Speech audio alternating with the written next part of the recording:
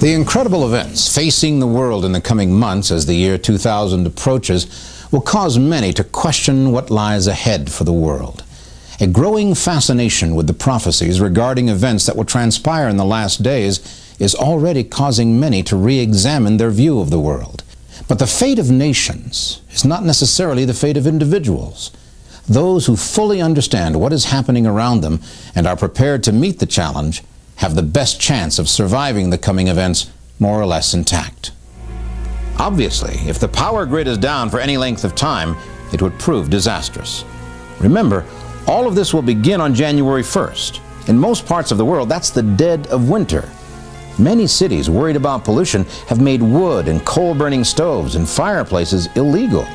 Large metropolitan areas, particularly in the inner city, could be faced with no food, no fuel, no communications, and no government agencies to turn to for help.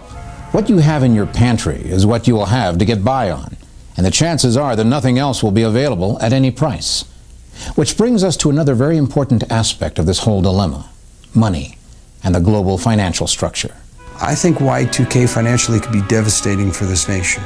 I think it could take us 10 to 15 years to recover from the effects of Y2K financially. And some would suggest that computers are the rivets, if you will, that have held together this economy. Matter of fact, you could even go further to make the argument that computers have made us as productive of a nation as we are to make us as profitable of a nation as we are.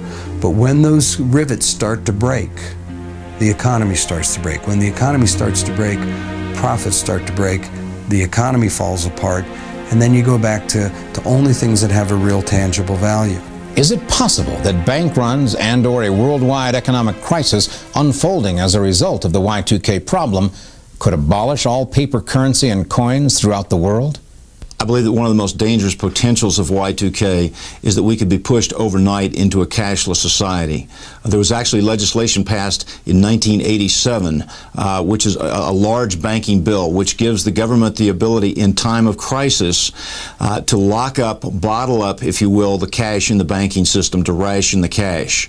A cashless society has been the dream of some economists for at least 6 decades.